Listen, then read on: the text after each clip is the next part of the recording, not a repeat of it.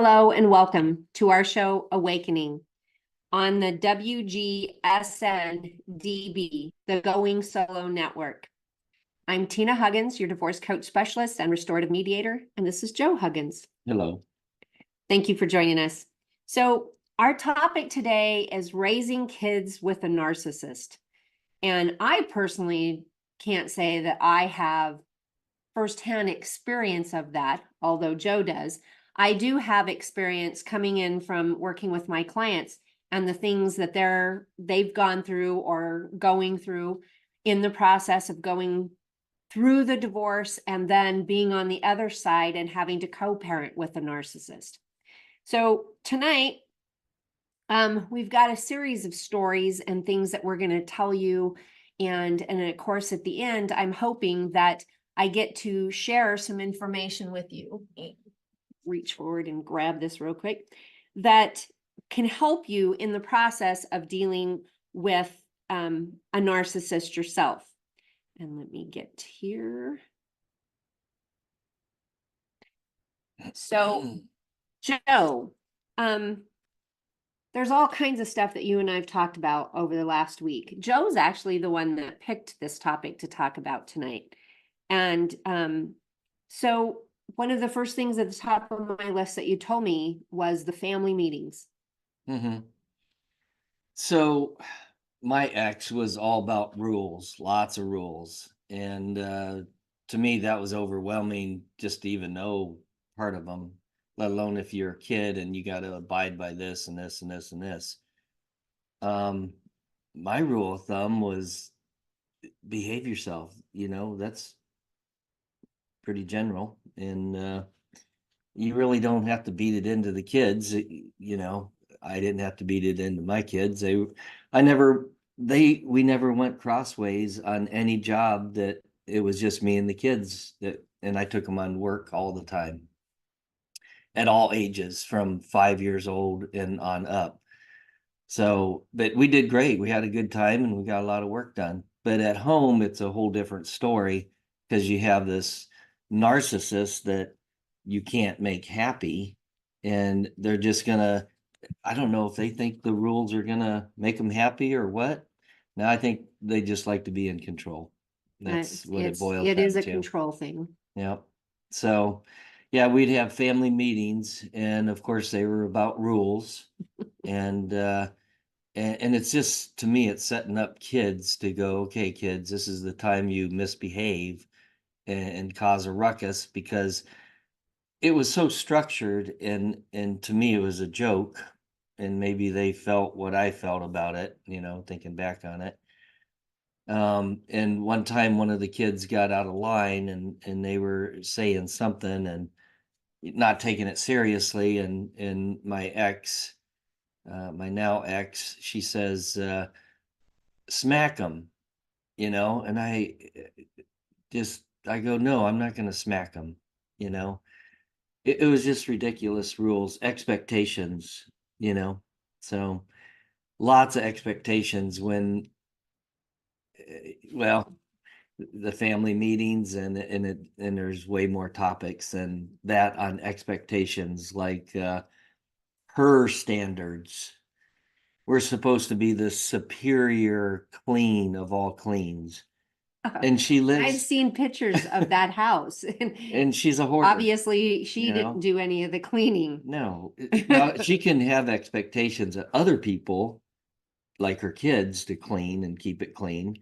But for herself, she falls really short. Like, it should be condemned short. I've seen the pictures. Yeah. So.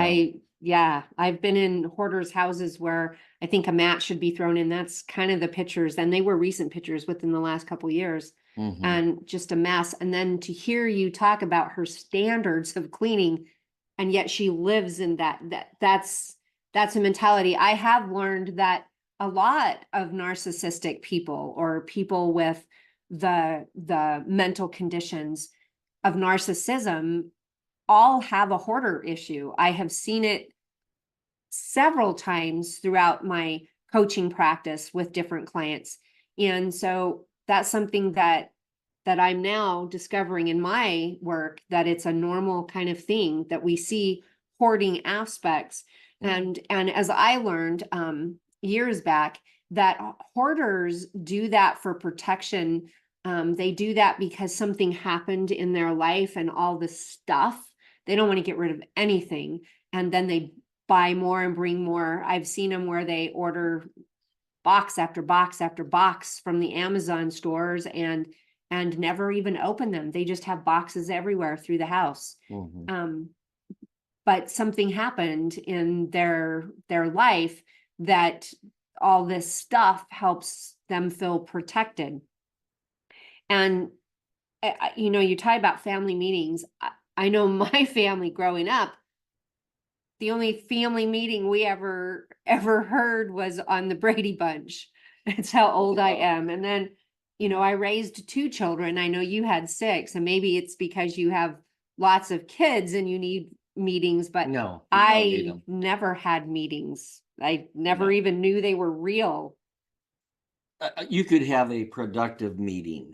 So just to throw meetings out the window, you know, no, if you have productive ones and good ones instead of just all about the rules, then yeah, more power to you. I mean, we met with my grandparents on several occasions, and in those things we were talking about their end of life and their choices and things like that. So yeah, we've had those kinds of meetings, but not with my kids. So, and I think you covered rules, which is the next thing. Now, in the rules, I know that there was rules, we've talked about this over the years. There's rules that she had for laundry. Yeah. That caused a lot of issues because all the kids didn't have to live by the same rules. So there's chaos right there. It's unfair. There were 6 kids. Yeah, it's just more chaos. So I think they're all about chaos. That's how their mind works, and so the more chaos, the better for them. But it tortures the kids, tortures me. So what about the laundry rules? What were some of the laundry rules?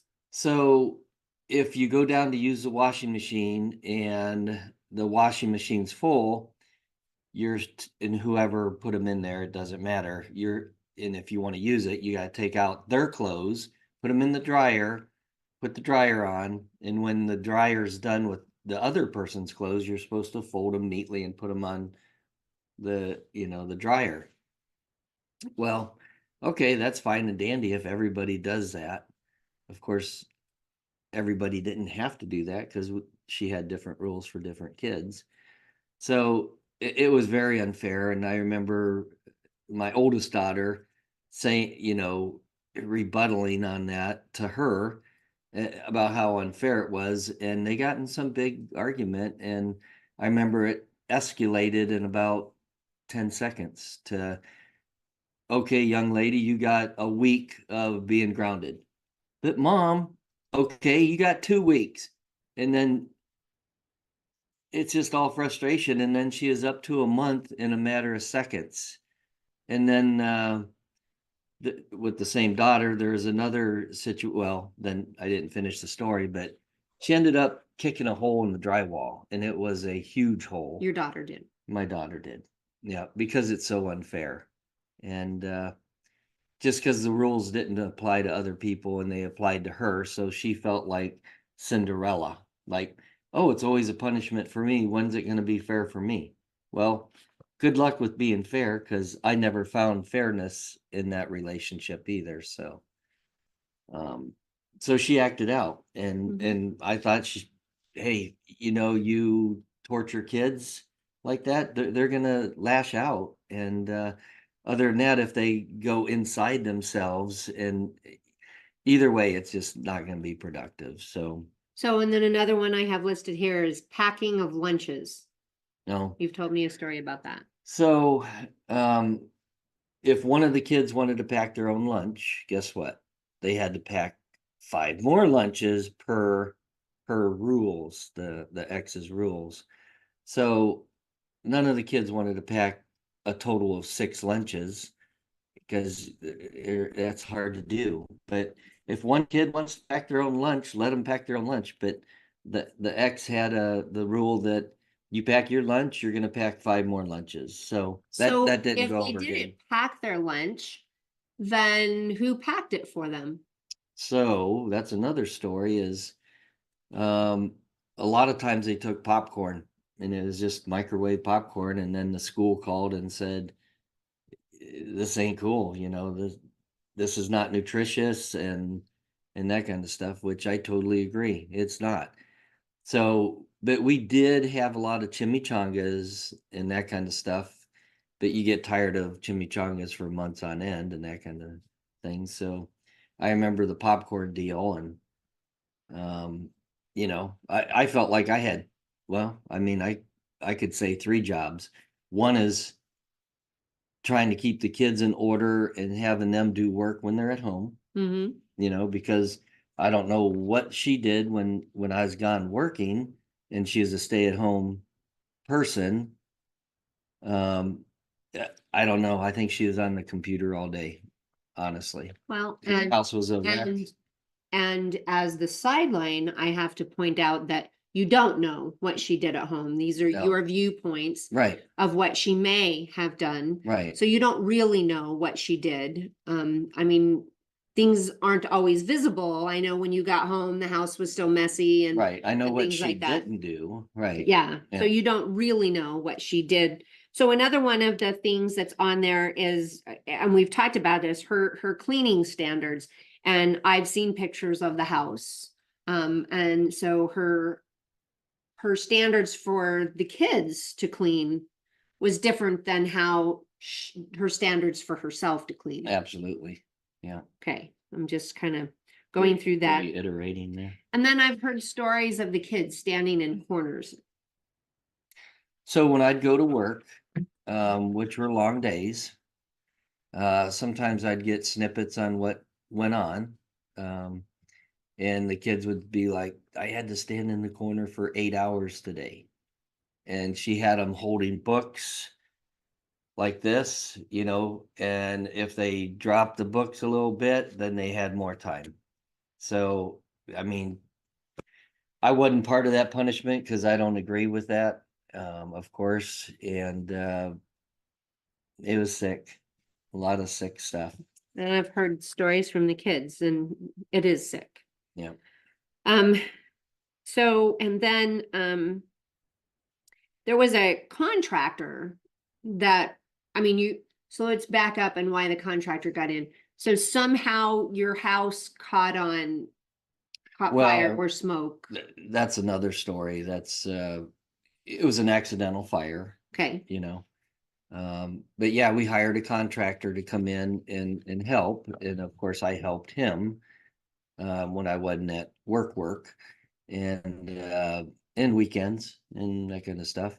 So he enlightened me when I got home from work and in private, and he said, Joe, you need to know what's going on when you're at work.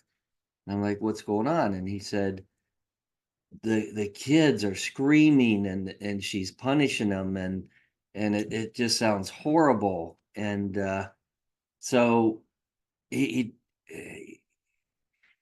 it wasn't just a one time and done, so him and I decided to get a recorder. So I bought a recorder and he recorded it. And there was a lot of screaming and I don't believe she was like smacking him, beating him, but I just remember the kids screaming a lot. And honestly, I did block that out of my mind. So I'm going on a memory from a memory, not a total. My brain won't let me go back there. So, and to let you guys know, our audience, so I met Joe about 6.5 years ago. And back then, some of his memory was fresh. And so he would tell me stories back then. And over the time, he's literally forgotten some of the stories that he's told me. I have talked with some of the kids. They've told me their sides of stories and things that happened with them. And when I bring them up, then I'm able to help him go through some of the memory because I'm writing a book about abuse. And then we have set his book about his life living with a narcissist back on the back burner right now, finishing my book, and then we'll start on his book. But it'll be important for him to retell these stories. And so over time, I've tried to help him. But I can tell you, through my episodes in my life, through the things that I've been through, and I'm not just talking in my marriage, I'm talking when I was younger, that some of those things has caused me to have lapse of memory, great lapse of memory, to the point that when I finally got out of my marriage, my oldest son said, "My God, Mom, it took you forever. You should have got out a long time ago." And he recounted fight after fight after fight. I didn't know that we were fighting that much. So back to your stories. And so the contractor recorded things, you have that recording. So you had that, and you didn't choose to follow suit with that. And from communication with you, it was because you were afraid of losing the kids and then not being there to be the buffer, which is my next prompt here is you felt like you were in the middle of everything.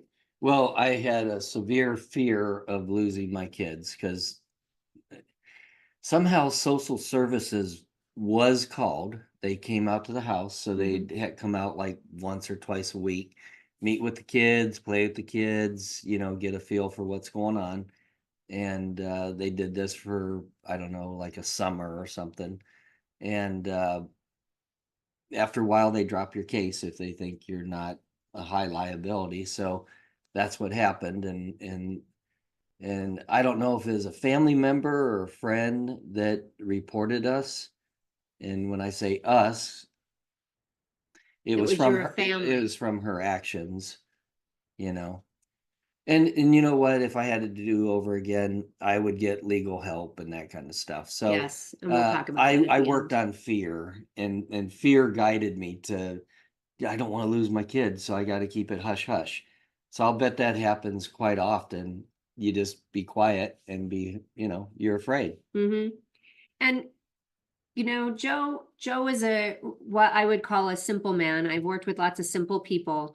In other words, that he didn't have a lot of influence from all over every type of job or field. He was very good at flooring. He excellent at numbers. My goodness, he is excellent. He can walk into your house because he did flooring for so long. He can tell you about how many square feet is in your whole house and about how much flooring you would need for your whole house just by looking at it.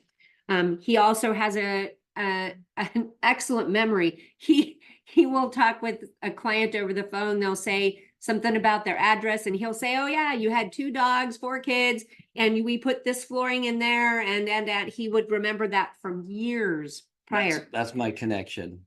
So it doesn't really matter the person that you are as the empath, the person that has been chosen to be a victim of a toxic person. It's they will get you to believe their narrative. That's their gaslighting, that you're unintelligent, that they can take your kids away from you. And so that's what happened with Joe. And then talk about. Do you want to elaborate? I think we should elaborate on when you said that's what happened to Joe.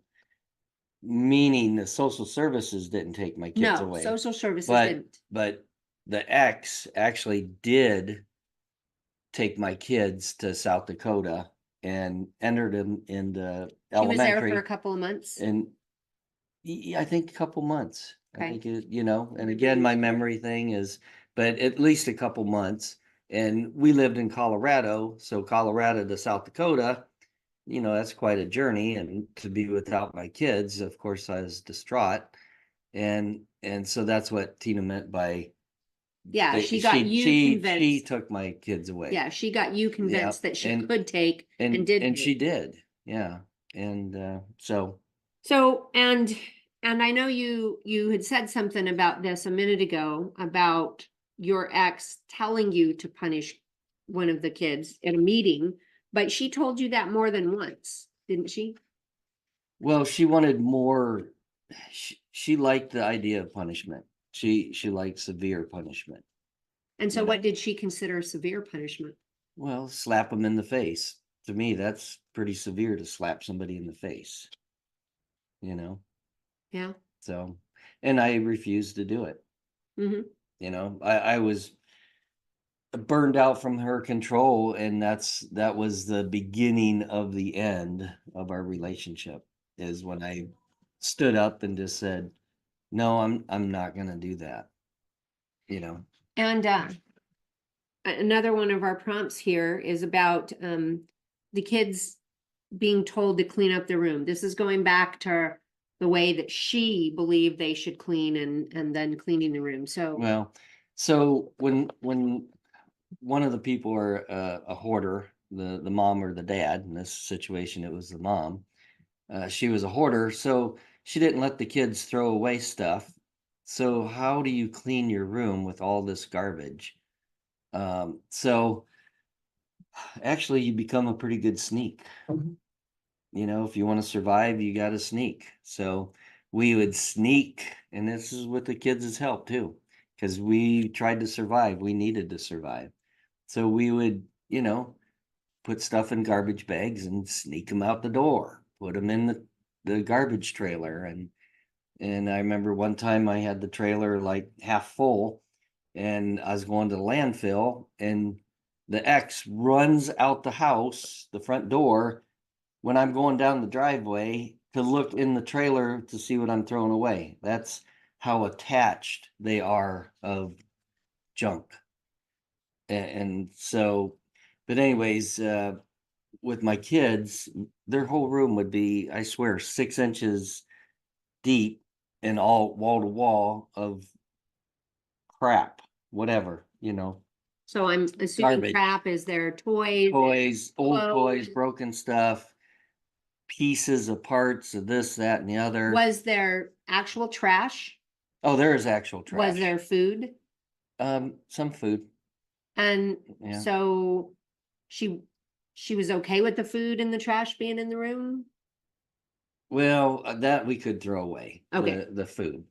And so to make it less overwhelming for the kids, because sometimes we'd have 2 or 3 kids in one room before the remodel, I'd make 2 or 3 piles. Then they could go. I go, okay, you get this pile, you get this pile, and you get this pile, and then it was less overwhelming instead of looking at a whole room going, where Where do do you I start? start? Yeah.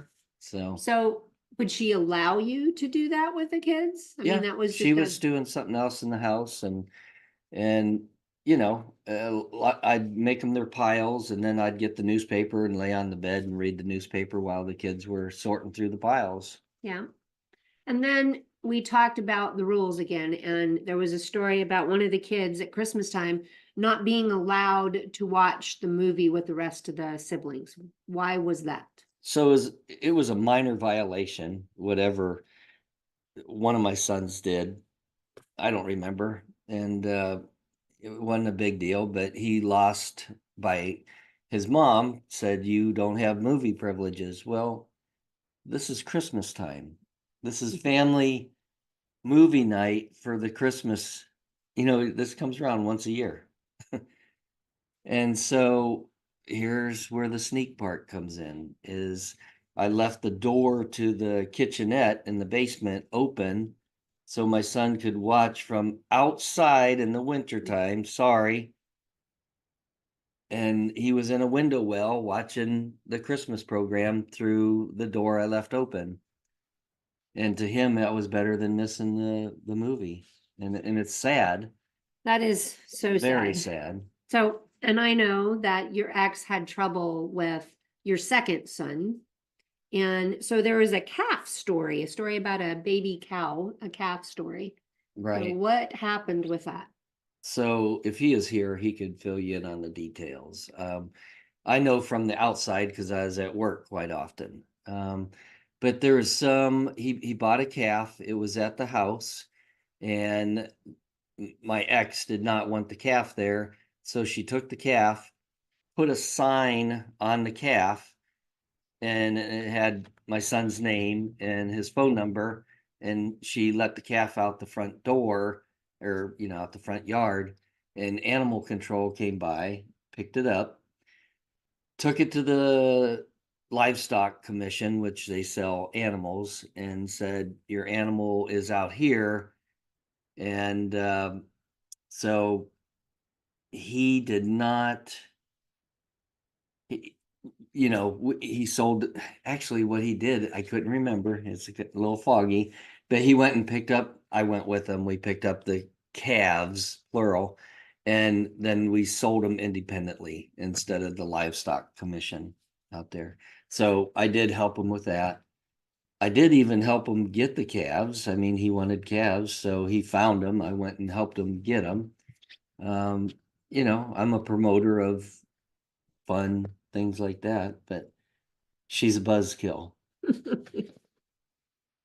Okay, and then this story, this one as a mom sickened me. So it's an insurance story about the second child. Yeah, so the second child got in a vehicle accident, and he had insurance, and my ex was the guru of insurance and the paperwork and that kind of stuff, and she never filed the insurance thing so he could be covered. So he was independently, and he was I think 17, he right around 17 years old. So he ended up with, and I'm going to take an educated guess, it's probably 50 grand or something like that he had to pay back. Here's a 17-year-old, Yeah. because his mom didn't hand in the insurance papers and file the claim. So he worked his butt off to try to pay, and he'd go into the hospital with a couple $1,000, and then 500, and they'd say, he'd ask them, so how much do I owe? And they never could tell him the balance, because there's this doctor and that doctor and this and that, so there's so many facets, you're always getting bills, so they could never tell him. He gave up after a while, he really worked hard, and then somehow the hospital absorbed the bills. That was the From a first time. 17-year-old Yeah. kid. And she's going to teach him a lesson at 17. It's so, yeah. so, and As that a was mom, just, I find that one to well, be that was the first one. appalling. She did that to another one of my sons, and it was $1,500, and he was about the same age, about 17-ish, and she didn't file the insurance thing. This is her job. She's at home all day long. I'm out busting my butt. She could do the insurance. She signs up for the insurance, but she's the ruler. If she thinks it's legitimate under her ruling, she'll file the insurance papers. If she doesn't agree with it, you're not getting As along long with as her, then she would get the money. And I only know this story because I happen to do the books I happen to be a paper investigator for his attorney during his divorce. And so I got to go through all of the paper, and she filed insurance, anything that she could get that would come to her. She didn't cash anything because she didn't want him to benefit from any of it being marital, but she would do that. And so when it come to the kids, and part of this is stories from the kids, that she just said, that's your punishment. And as a mom, I could not have done that. It's burying a kid with punishment. And the second time it happened, I actually went out and helped cut trees and that kind of stuff with him, because he was getting paid by somebody to pay his doctor bill, his hospital bill. So I'd go out for X amount of hours per day and be there and help him cut trees and thin them out. And he got that paid because it was $1,500. And okay, so we're gonna kind of shift because I want to make sure that we're leaving time for some of these. So there's a couple of stories, and I'm not really sure whether they blend together or not. No, I guess not. But anyways, tell me the story about the lotion story. Okay, so I'm a hands-on dad. Any of my kids could tell you that. And what I mean by that is, if they have a chapped face, chapped hands, and that's all I'm talking about, that those two things, I'd go in and put lotion on them after they go to bed. and put lotion on their little face and their hands and then leave the bedroom.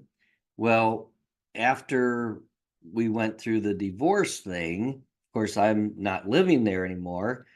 And I'll just say she has more control over the girls without me there. Mhm. So she tried to twist their minds into going to them, don't you remember your dad coming in the bedroom with lotion and putting it all over your body? And they'd say, no, he didn't. And thank God they were smart enough and strong-willed enough to say, no, he didn't.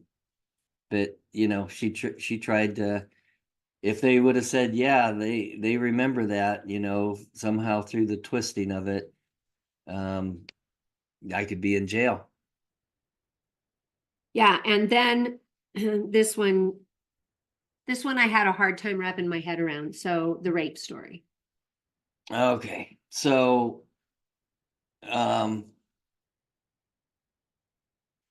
my ex, when I lived there at the house and we slept in the same bed and that kind of stuff. So this is a little bit hard to tell.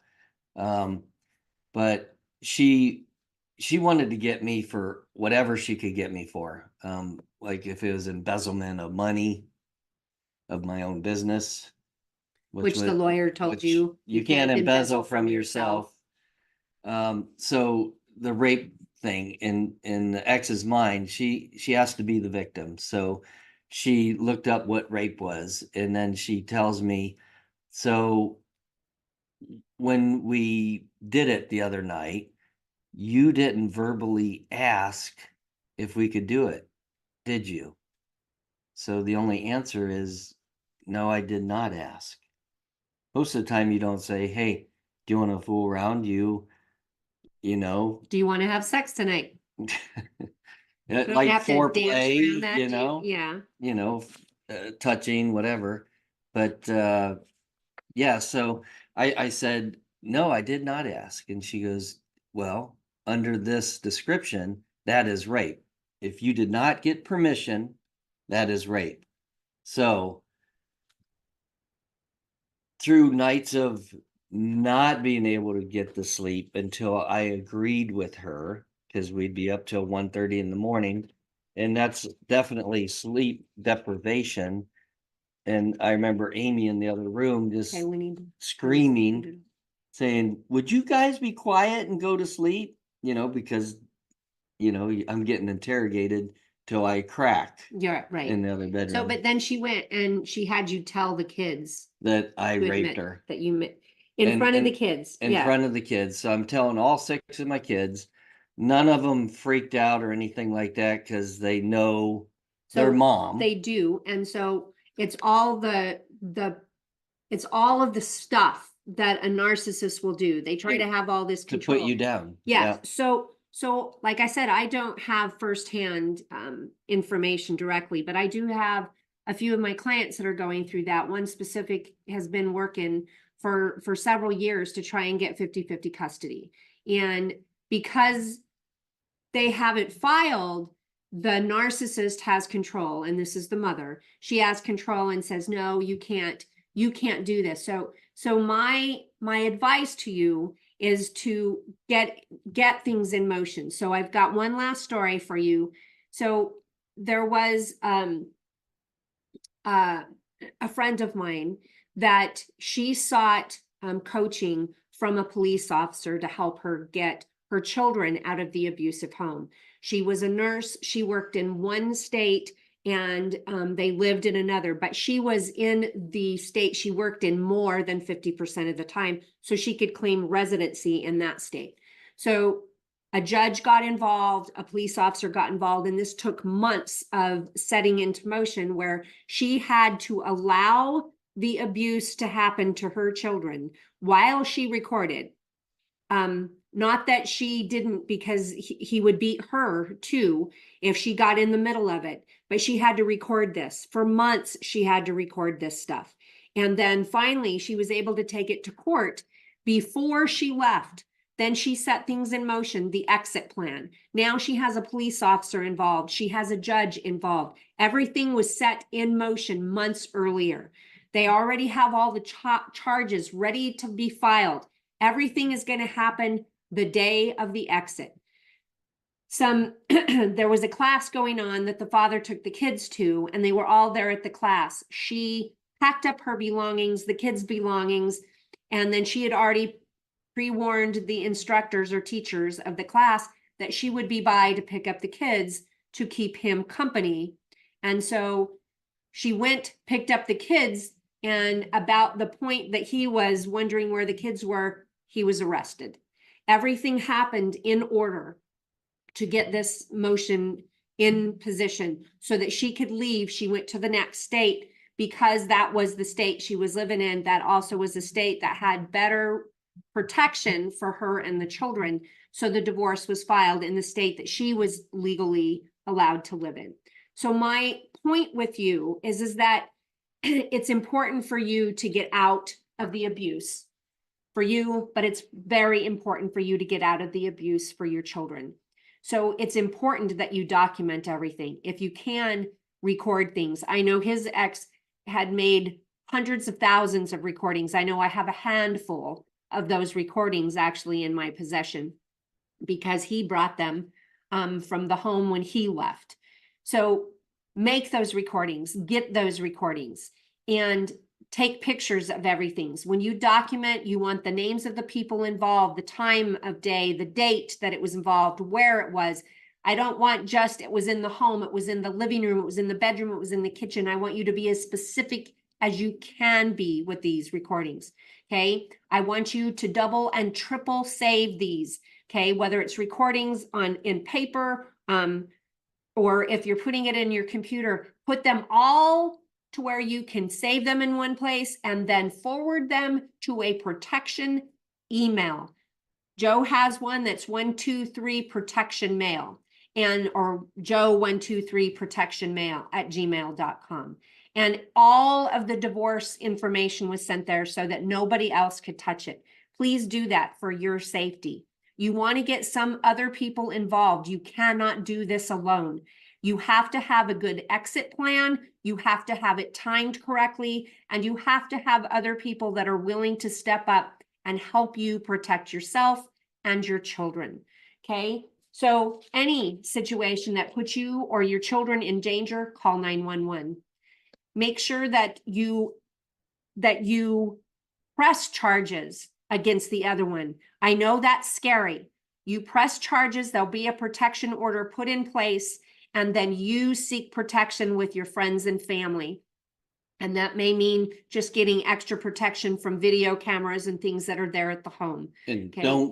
don't drop the charges. Don't drop the Because charges. they will try to, they'll romance you, they'll do whatever. They love bomb you. They So, start back all over again. don't drop the charges. So once you start that motion, you keep that ball moving for your safety, and I recommend a divorce coach in this situation, but not just any divorce coach, one that is trained in domestic violence, one that is trained in abusive situations. Okay. I come in from law enforcement is my background. Okay. So if you are in a domestic violence situation, call the domestic violence hotline at 1-800-799-7233. That number again is 1-800-799-7233. If you want to get a hold of myself or Joe, you can reach me at my email at coachtinalyn@gmail.com. That's CoachTinalynn@gmail.com.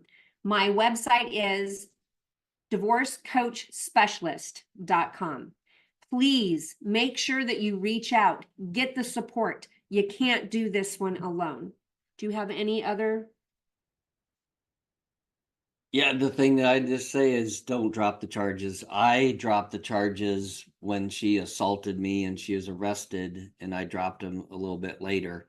And man, she came back in with vengeance. And then that's when the cops were called on me multiple times because she said I hurt her or did this and that, which was not true. So, my own father was in a domestic situation where not just one, but he's been involved with 3 women. And what they do is they they stack up what the woman did in front of them and they use that to their benefit. They learn how to make marks on their arms where that looks like somebody grabbed them. There's special hoses and stuff that they can use for that kind of stuff, I guess. There's actually books out there, I'm told, by my male clients that their soon-to-be ex or their ex got a hold of these books and they use them. She used legal abuse by calling the cops and turning him in for DUI when he wasn't driving drunk. He was sitting in the kitchen and she went out to kick the grill in on his brand new truck. So we had to leave to get out of the way. And my dad was not an abusive man whatsoever, would never hit a woman. And he left. That leaving ended up getting him put in jail because she lied to the police officers. And he wouldn't press charges against her. And like Joe says, you got to. And once you start that ball rolling, just plug your nose and keep diving deeper and deeper and deeper. You're going to get out of this, but get support. You can't do it alone. Please get support. Right. Anything else? Nope, I think that's it. Okay, well, until the next time, we wish you well. And again, please seek support. Good night.